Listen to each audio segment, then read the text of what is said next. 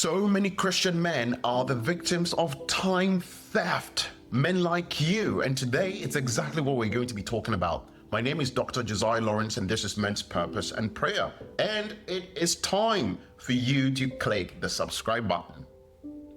We have a goal of reaching about 100 subscribers by the end of this year, God willing. And so every single subscription helps. All right, let's get cracking. In a biblical worldview, time is not merely some sort of neutral medium through which events pass. A lot of people see it that way, but actually, it's a kind of commodity that God has entrusted to you. Scripture frames time as a resource distributed with absolute equality. Each day grants every single person exactly the same 24 hours. It's regardless of their wealth, regardless of their power, of their social standing. And so money, if it's stolen, can actually be restored. Opportunities you miss can actually return in new forms. But time is the only resource that once stolen or spent is irrevocably consumed. And this is why Paul tells believers to redeem the time because the days are evil. This is in Ephesians chapter 5, verse 16.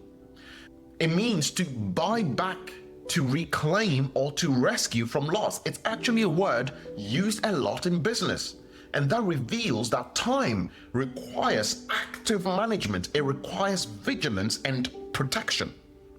So Christian men, especially those called to leadership, have to treat time not simply as something that they are walking through, but as a commodity, as a talent God has given them, and they have to be accountable for them. At the judgment seat, God is not going to evaluate how much wealth you have accumulated, but rather God is going to be asking you how faithfully you stewarded the span of earthly life given to you for the kingdom purpose through time, or Chronos. So let's talk about this word, Chronos. When the scripture speaks of time, it often uses the word Chronos and sometimes uses Kairos. Chronos is what we're talking about today. We're talking about the linear flow of all the moments, the days, the seasons, the eras. Chronos is not just like the ticking of seconds. It's the unfolding of God's ordered structure for your human life, and it's an asset that God's given you. And so every man lives inside some sort of appointed periods, seasons of growth, seasons of resting, seasons of preparation, seasons of battling, seasons of pruning, of advancement. There are some seasons which are for grieving. There are some seasons which are for recuperating. And so just as individuals can squander minutes, entire Chronos periods, we're talking months and years and even decades, can be completely stolen, wasted, diluted, pilferated away by external agents. And sometimes it can be just freely given away by individuals. Life does not only unravel 1 hour at a time like you think. It's not unraveling like minute upon minute upon minute. No, it unravels one season at a time. And so a man like you does not simply lose 20 minutes to distraction. You don't just lose a few minutes to social media scrolling. No, you are losing entire years, entire seasons to being in the wrong psychological environment, in the wrong physical environment, the wrong relationships, the wrong focus, and so many other things that we're going to talk about today. And thus, time theft has to be understood not only at the level of the individual moments you're going through, but at the level of the Chronos windows, the periods in which God intended you to grow, build, and transition. And so, here's the question. How is your time stolen? How is it taken away in so many different ways that you don't even notice? You see, seasons are stolen in very, very subtle ways. And it's stolen in more subtle ways than your seconds are being stolen. A period can be stolen because of about 5 things. So the first one is a misalignment of commitments. There's so many men who are doing the thing they know they are not called to do. They are giving their life, the time God's giving them, the energy and their attention. They're putting all of those resources on things they know are not what God is asking them to do. They are pursuing the wrong career. They are pursuing the wrong hobbies. They are pursuing the wrong kind of education. Even many seasons like this are stolen from people, especially Christian men, this way. It drains them and it prevents them from actually pursuing the things God has assigned them to do. That's the first one. The second is emotional entanglements. Oh, this one is a bad one. I know so many people who have lost 10,000 hours from being in the wrong romantic relationship and from being in the wrong friendships. Women are taking the time away from so many men and distracting them from actually pursuing the things God has asked them to do. In a 3-year relationship, if you stay in a 3-year relationship with the wrong person, you are going to lose around 10,000 hours. This is minus going to work, sleeping, taking care of yourself and stuff like that. The amount of time you spend with the person, and also the amount of time you just occupy your brain with the distractions and the emotional aspects of dealing with the person. All of that together is about 10,000 hours. Comparatively, you need about 2,000 hours in any field in order to become a master or some sort of expert. 2,000 hours only. That means that 10,000 hours you gave to this woman, you could have become the best at 5 areas.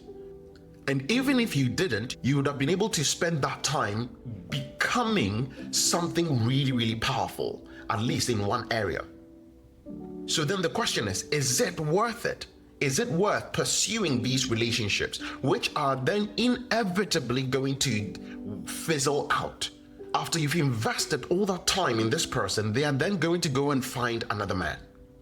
And then you have completely wasted that time. It has been taken away from you. You can't let these relationships, these romantic relationships, do this to your time. Protect your time. Number 3, there are chronic distractions. You see, one of the most chronic distractions that are attacking men today is actually on their phones.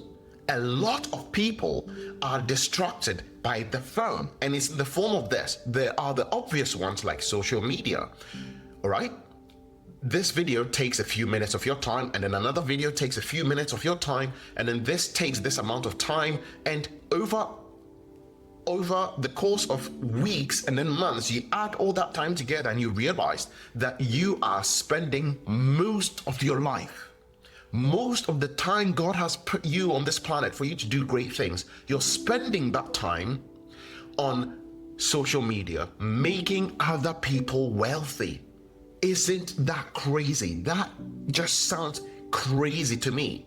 It makes me completely mad knowing that Christian men who are supposed to be transforming the world by first transforming their lives are spending the time that they're supposed to be transforming their lives on social media. It just makes me absolutely mad. Another distraction which comes through your phone is the attention of your friends. A lot of people usually have somebody who is texting them all the time. The person is texting them and it doesn't seem like they are taking your time. It's just a little bit text here and there, a notification here and there, and it's constantly distracting you from something that you're doing, and you're not able to fully focus completely on what you're doing. These people are thieves of time. These things and these apps, they are stealing your time, and the time is more valuable than money. The time is not money. It's more valuable to you than money because it's your life. It's the most important gift God has given you for you to use, and you're throwing it away and giving it to some people who don't deserve it. Number 4, delayed obedience. All right, this one is a doozy. Why? Because if you are anyone who is a thinker, thinkers have a problem with obedience. Sometimes God tells them or gives them some kinds of options, And in trying to choose, they ruminate and ruminate and ruminate and think and think and think about whatever the thing is. And they think and overthink so much that it takes time away from them. Overthinking steals so much time away from you because some people make it a habit. You have to choose between A, B, and C, right? Sometimes it's as simple as buying something online, but you spend so much time researching it. Why are you doing that? Sometimes it's about something that they have to do with their lives, a decision that they have to make. They spend weeks and weeks and weeks and months thinking about whether they should do it or not. Just do it. Just bloody do it. Overthinking is not going to change the outcome. And if you make a decision, trust that God is going to be with you. This is what you don't trust. You don't trust that your decision is the right one, but trust that even if it's the wrong one, God is going to correct your steps. This is what you have to be able to understand in order to prevent this from stealing your time away. Don't spend time ruminating over some things people said, for example. Don't do that. God says, for example, if someone offends you, forgive them. Don't think about what the person did, just forgive them and then use the time instead of ruminating to do something else. Just forgive them. All right, let's move on to number 5. Number 5 is about boundary failures. Now, I left this one to the last because this is one of the purposes God gave every man. You need to learn how to protect the things God gives you. And one of the ways you do it is by drawing boundaries. A man who does not defend his Chronos season will have that time stolen away because it's precious. Your time is one of the most precious commodities, and people want to take your time and convert it into money. They want to steal your time to enrich themselves. They want to steal it and then use it to go do things that they want to do. You see, there are some people on this earth whose goal it is that they are going to employ you, right? Or they are going to take your time and they're going to use it to create enjoyment in their lives. They might employ you, for example, so that they can actually have the time to go do things that they want to do. Or they could be just a friend. They are going to call and then say, hey, I want to talk to you, and you're going to be on the phone for 2 hours. And those 2 hours, you are not getting any benefit. They are not really getting any benefit because if you advise them, they are not going to take that advice anyway. So why are you staying on the phone for 2 hours with them when you could be doing what God put you on this planet to do? Why? And so in scripture, lost seasons often carry more consequences than lost moments. If you lose a season, the burden of consequences upon your life is immense. Israel lost 40 years, not 40 minutes. They lost 40 years because they couldn't move from one season to another. They couldn't move from a season of slavery into a season of freedom. They were just stuck in that old time. Samson lost his adulthood, not one afternoon. Esau, for example, lost his entire birthright, his descendants, all the way down to now, have all lost birthright. Why? Because of what? One moment.